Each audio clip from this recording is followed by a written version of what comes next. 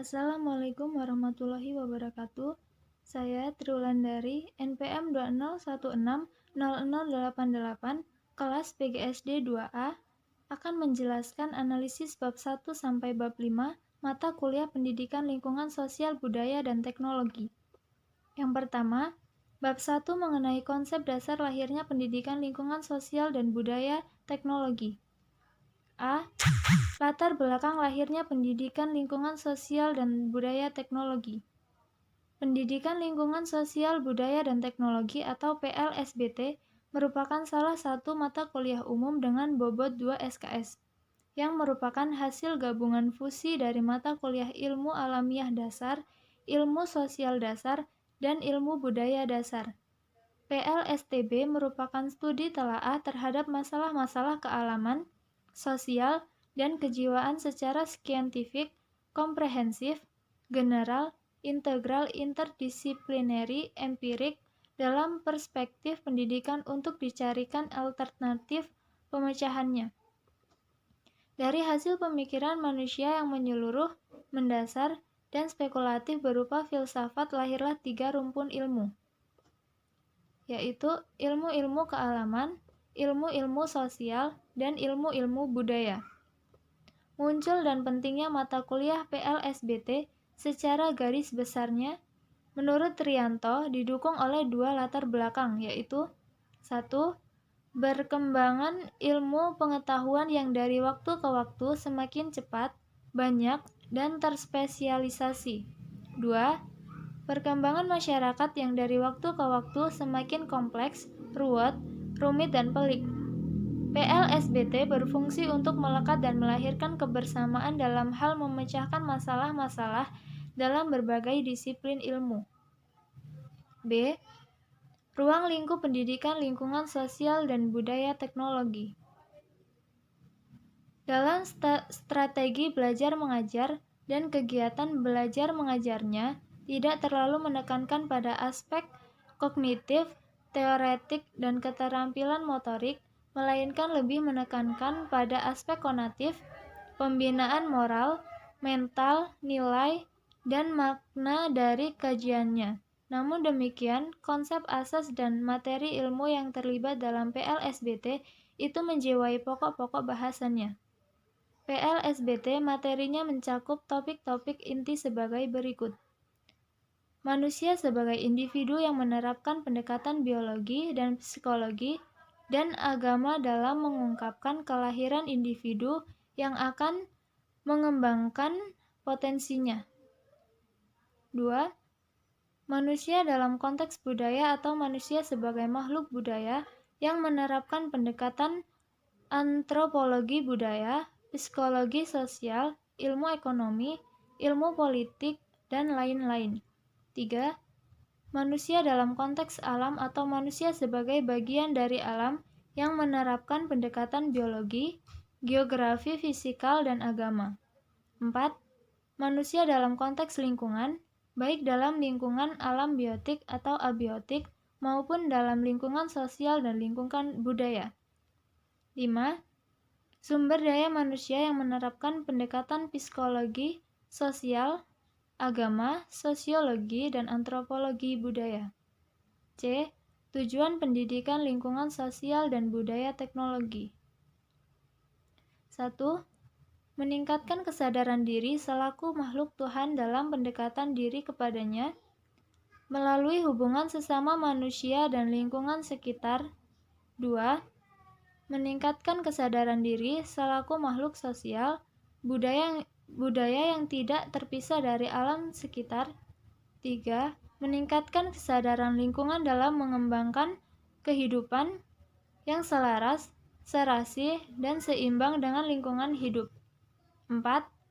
Meningkatkan iptek dalam menerapkan secara selaras, serasi, dan seimbang dalam lingkungan hidup untuk mempertahankan kelestarian hidup umat manusia serta kehidupan pada umumnya.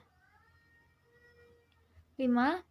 Meningkatkan kepekaan dan kehidupan terhadap masalah-masalah lingkungan, sosial, budaya, dan teknologi, serta bertanggung jawab dalam memecahkan masalah. D. Pendekatan dan metode pemecahan pendidikan lingkungan sosial dan budaya. Teknologi. 1. Macam-macam pendekatan. Pemecahan masalah. A. Pendekatan monodisipliner. Pendekatan dengan suatu ilmu sering disebut dengan pendekatan monodisipliner. Sementara, pendekatan dengan banyak ilmu lazim disebut pendekatan disipliner atau multidisipliner. B. Pendekatan interdisipliner atau multidisipliner. Pendekatan pemecahan masalah yang menggunakan dua ilmu atau lebih. Apabila dirinci berdasarkan karakteristiknya, pendekatan interdisipliner ini dapat dibagi ke dalam 4 jenis pendekatan, yaitu pendekatan interdisipliner, pendekatan multidisipliner, pendekatan transdisipliner, dan pendekatan crossdisipliner. Pendekatan interdisipliner ialah pendekatan dalam pemecahan suatu masalah dengan menggunakan tinjauan berbagai sudut pandang ilmu serumpun yang relevan atau terpadu. Pendekatan multidisipliner ialah pendekatan dalam pemecahan suatu masalah dengan menggunakan tinjauan berbagai sudut pandang banyak ilmu yang relevan. Pendekatan transdisipliner ialah pendekatan dalam pemecahan suatu masalah dengan menggunakan tinjauan ilmu yang relatif dikuasai dan relevan dengan masalah yang akan dipecahkan, tetapi berada di luar keahlian sebagai hasil pendidikan formal atau formal education dari orang yang memecahkan masalah tersebut. Pendekatan cross-disipliner ialah pendekatan dalam pemecahan suatu masalah dengan menggunakan tinjauan dua atau lebih rumpun ilmu yang relevan. 2. Metode pemecahan masalah. A. Metode riset. Metode riset merupakan cara ilmiah yang dapat dipandang secara yang paling tinggi dalam manusia menguak dan mengungkap tabir kebenaran ilmiah. B. Metode pemecahan. Dengan menggunakan metode yang menekankan pada pemecahan, suatu masalah ini sekaligus dapat digunakan sebagai salah satu teknik pengambilan keputusan. Maksudnya, tahap-tahap pemecahan masalah melalui metode pemecahan masalah ini sekaligus merupakan langkah-langkah pengambilan keputusan secara ilmiah. C. Metode inquiry. Dengan menggunakan metode ini, suatu masalah yang semula masih kabur atau samar-samar menjadi jelas. Dalam cara kerjanya, metode ini menawarkan dan menempuh tahapan tertentu dalam memecahkan masalah. Selanjutnya, bab 2 mengenai kedudukan manusia sebagai makhluk individu dan sosial. A. Manusia sebagai makhluk individu. Menurut A. Leison, individu berasal dari bahasa Latin, individuum, yang artinya terbagi. Kata individu merupakan sebutan yang dipakai untuk menyatakan satu kesatuan yang paling kecil dan terbatas. Kata individu bukan berarti manusia secara keseluruhan yang tidak dapat dibagi, yaitu perseorangan manusia. Manusia sebagai individu merupakan pribadi yang terpisah, berbeda dengan pribadi lain. Manusia sebagai makhluk individu adalah manusia sebagai perseorangan yang memiliki sifat sendiri-sendiri. Manusia sebagai individu adalah bersifat nyata, berbeda dengan manusia lain dan pribadi yang memiliki ciri khas tertentu, yang berupa merealisasikan potensi dirinya. B. Manusia sebagai makhluk sosial. Manusia sebagai makhluk sosial adalah manusia yang senantiasa hidup dengan manusia lain atau masyarakat. Ia tidak dapat merealisasikan potensi hanya dengan dirinya sendiri. Menurut S. Freud, superego pribadi manusia mulai dibentuk waktu ia berumur 5-6 tahun dan perkembangan superego tersebut berlangsung terus-menerus selama ia hidup. Superego merupakan komponen moral kepribadian yang terkait dengan standar atau norma masyarakat, mengenai baik dan buruk, benar dan salah. C. Pengembangan potensi manusia. Dalam mengembangkan potensi yang ada pada manusia bisa dilakukan dengan berbagai pendekatan, di antaranya pendekatan filosofis, pendekatan kronologis, pendekatan fungsional, dan pendekatan sosial. Namun, yang kami tekankan adalah dua pendekatan, yaitu fungsional dan sosial. Pendekatan fungsional berdasarkan fungsinya yang hakiki, maka potensi manusia perlu dibina dan dibimbing agar dapat diarahkan sejalan dengan hakikat kejadiannya. 2. Pendekatan sosial berdasarkan pendekatan ini, manusia dilihat sebagai makhluk yang memiliki dorongan untuk hidup berkelompok dan bermasyarakat. Bab 3. Mengenai pendidikan sosial dan budaya di lingkungan sekolah dasar. A. Pengertian pendidikan sosial di sekolah dasar. Disimpulkan bahwa pendidikan sosial adalah usaha sadar oleh seorang pendidik terhadap anak untuk mempengaruhi dan mengarahkan proses sosial. B. Metode pendekatan dan cakupannya dalam pendidikan sosial di sekolah dasar. 1. Metode-metode pendidikan sosial. Menurut Karl Mannheim, menunjukkan adanya dua metode yang dapat digunakan, yaitu metode langsung dan tidak langsung. 2. Pendekatan-pendekatan dalam pendidikan sosial. A. Pendekatan ditinjau dari segi sasarannya meliputi 1. Pendekatan mentalistik. 2. Pendekatan kondisional. 3. Pendekatan ditinjau dari segi pelaksanaannya. Pendekatan-pendekatan menurut St. Febriarto dijelaskan dengan mencakup 3 macam aspek mental pribadi, yaitu pengetahuan, sikap, dan perbuatan. 3. Cakupan dalam pendidikan sosial di sekolah dasar. Sikap toleransi, solidaritas sosial, saling menghargai dan tolong-menolong. C. Sikap sosial siswa di sekolah dasar. D. Masalah sosial di sekolah dasar. Menurut Undang-Undang Nomor 20 Tahun 2003, fungsi dan tujuan pendidikan yaitu 1. Pendidikan nasional berfungsi mengembangkan kemampuan dan membentuk watak serta peradaban bangsa yang bermartabat dalam rangka mencerdaskan kehidupan bangsa. 2. Pendidikan nasional bertujuan untuk berkembangnya potensi peserta didik agar menjadi manusia yang beriman dan bertakwa kepada Tuhan Yang Maha Esa, berakhlak mulia, sehat, berilmu, cakap, kreatif, mandiri, dan menjadi warga negara yang demokratis serta bertanggung jawab. Masalah-masalah yang timbul dari sosial siswa di sekolah dasar adalah tidak mau bekerja sama atau gotong royong, membuang sampah sembarangan, dan membolos. E. Budaya di lingkungan sekolah dasar. 1. Pengertian budaya sekolah. Menurut Zamroni, memberikan batasan bahwa budaya sekolah adalah pola nilai-nilai, prinsip-prinsip, tradisi-tradisi, dan kebiasaan-kebiasaan yang terbentuk dalam perjalanan panjang sekolah. 2. Unsur-unsur budaya sekolah. Menurut Ahyar mengutip Sastra Prateja, mengelompokkan unsur-unsur budaya sekolah dalam 2 kategori, yakni unsur yang kasat mata atau visual dan unsur yang tidak kasat mata. 3. Karakteristik budaya sekolah. 4. Pengembangan budaya sekolah meliputi pengembangan nilai, pengembangan tataran teknis, pengembangan tataran sosial, pengembangan budaya sekolah di kalangan siswa, dan evaluasi budaya sekolah.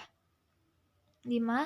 Tujuan dan manfaat pengembangan budaya, yaitu untuk meningkatkan mutu penampilan dan mutu pelayanan. Manfaat yang diperoleh dengan pengembangan budaya sekolah yang kuat, intim, kondusif, dan bertanggung jawab adalah menjamin kualitas kerja yang lebih baik, membuka seluruh jaringan komunikasi dari segala jenis dan level baik komunikasi vertikal maupun horizontal, lebih terbuka dan transparan, menciptakan kebersamaan dan rasa saling memiliki yang tinggi, meningkatkan solidaritas dan rasa kekeluargaan. Jika menemukan kesalahan, akan segera dapat diperbaiki dan dapat beradaptasi dengan baik terhadap perkembangan iptek. 6. Pelestarian budaya melalui pendidikan di sekolah dasar. F. Pendekatan siswa dengan kekhasan budaya lokal. Bab 4. Nilai dan moral dalam lingkungan sekolah dasar. A. Kedudukan nilai dalam sekolah dasar. 1. Konsep dan hakikat nilai. Menurut Robert M. Z. Lawang, nilai adalah gambaran mengenai apa yang diinginkan, yang pantas, yang berharga, yang mempengaruhi perilaku sosial dari orang yang memiliki nilai itu. Menurut Profesor Dr. Notonegoro, membagi nilai menjadi 3, yakni nilai material, nilai virtual, dan nilai kerohanian. 2. Hierarki kualitas nilai. Kualitas primer, kualitas sekunder, tersier, dan norma sosial. B. Peran hukum dalam masyarakat. 1. Pengertian hukum menurut salah satu ahli dari beberapa ahli pendapat tentang hukum, yaitu Profesor Dr. Andes Mukhtar Kusuma Atmaja, menyatakan bahwa hukum adalah perangkat kaidah-kaidah dan asas-asas yang mengatur kehidupan manusia dalam masyarakat. 2. Fungsi dan tujuan hukum. 2. Fungsi hukum yang pokok adalah sebagai kontrol sosial dan sebagai sarana untuk melakukan perubahan masyarakat. Sedangkan tujuan hukum adalah untuk menciptakan ketertiban. 3. Jenis-jenis hukum secara garis besarnya. Jenis hukum dapat dibedakan berdasarkan waktu, bentuk, luas, berlakunya, isi, fungsi, sifat, dan sumber. C. Peran moral di lingkungan siswa sekolah dasar.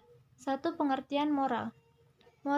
Moral berasal dari bahasa Latin, yakni mores, kata jamak dari mos yang berarti adat kebiasaan, sedangkan dalam bahasa Indonesia, moral diartikan dengan susila. 2. Dinamika penerapan nilai moral. Aspek penting yang terkait dengan nilai adalah adanya objektivisme dan subjektivisme yang melekat dalam nilai. Objektivisme merupakan suatu paham yang beranggapan bahwa keberadaan nilai pendahulu ini penilaian, oleh karenanya validitas nilai tidak tergantung pada subjek yang menilai dengan pengertian ilmiah, maka spesifikasi nilai menurut objektivisme yaitu nilai bersifat tetap, mutlak, dan tidak terubahkan. B. Nilai bukanlah penilaian, melainkan punya posisi sendiri secara objektif. Subjektivisme merupakan suatu paham yang beranggapan bahwa keberadaan nilai tergantung pada kesadaran yang menilai, oleh karenanya nilai sama dengan penilaian. Sesuatu itu bernilai karena ada subjek yang menilai. Dengan pengertian inilah, maka spesifikasi nilai menurut subjektivisme yaitu A. Nilai bersifat relatif. B. Bersifat relatif dikarenakan nilai adalah penilaian itu dilakukan oleh setiap orang dan setiap orang memiliki penilaian yang berbeda. 3. Perbedaan antara kesopanan dan moral. Perbedaan yaitu kaidah moral adalah kaidah yang pada akhirnya mengarah pada jenis kehidupan yang akan dijalani oleh manusia. Tidak hanya itu, kaidah moral juga memberikan struktur dalam masyarakat. Sementara itu, kaidah kesopanan tumbuh dari kebiasaan yang berkaitan dengan kemudahan, kepantasan, dan bentuk-bentuk dalam pergaulan. Misalnya, kaidah busana. Kaidah ini akan mengalami pergeseran sesuai dengan perkembangan zaman. D. Peran nilai dalam pembentukan karakter siswa di sekolah dasar. 1. Pengertian karakter. Karakter merupakan keseluruhan disposisi kodrati dan disposisi yang telah dikuasai secara stabil yang mendefinisikan seorang individu dalam keseluruhan tata perilaku psikisnya yang menjadikannya tipikal dalam cara berpikir dan bertindak. 2. Prinsip untuk membangun pendidikan karakter. Pendidikan karakter harus dirancang secara sistematik dan holistik agar hasilnya lebih optimal. Gede Raka menjelaskan dari berbagai jenis karakter. Untuk Indonesia, ada 5 jenis karakter yang sangat penting dan sangat mendesak dibangun dan dikuatkan sekarang ini, yaitu kejujuran, kepercayaan diri, apresiasi terhadap kebinekaan, semangat belajar, dan semangat kerja. 3. Penyebab krisis karakter di Indonesia. A. Terlena oleh sumber daya alam yang melimpah. B. Pembangunan ekonomi yang terlalu bertumpu pada modal fisik. C. Surutnya idealisme. D. Kurang berhasil belajar dari pengalaman bangsa sendiri. 4. Peran keluarga dalam pendidikan karakter siswa sekolah dasar. Keluarga merupakan tempat pertama dan utama bagi seorang anak untuk tumbuh dan berkembang. Fungsi keluarga antara lain pengaturan seksual, reproduksi, sosialisasi, pemeliharaan, penempatan anak di dalam masyarakat, pemuas kebutuhan perseorangan, kontrol sosial. 5. Peran sekolah dalam pendidikan karakter siswa di sekolah dasar. Yang terakhir, bab 5. Interaksi sosial, kelompok sosial, masyarakat, dan komunitas. A. Interaksi sosial.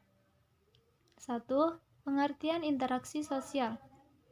Interaksi sosial adalah hubungan timbal balik saling mempengaruhi antara individu, kelompok sosial, dan masyarakat. 2. Bentuk-bentuk interaksi sosial dapat berupa kerjasama, persaingan, dan pertentangan atau pertikaian. Adapun interaksi yang pokok proses-proses adalah A. Bentuk interaksi asosiatif meliputi kerjasama dan akomodasi. B. Bentuk interaksi disosiatif meliputi persaingan, kontravensi, dan pertentangan. B. Sosialisasi. 1. Pengertian sosialisasi. Berger mendefinisikan sosialisasi sebagai suatu proses di mana seorang anak belajar menjadi seorang anggota yang berpartisipasi dalam masyarakat. 2. Bentuk-bentuk sosialisasi. Para pakar berbicara mengenai bentuk-bentuk proses sosialisasi seperti sosialisasi setelah masa kanak-kanak, pendidikan sepanjang hidup atau pendidikan berkesinambungan. 3. Pola sosialisasi. Pada dasarnya kita mengenal dua pola sosialisasi, yaitu pola yang represi dengan kekerasan atau hukuman dan pola partisipatori. C. Masyarakat dan komunitas. 1. Masyarakat. 2. Masyarakat setempat. 3.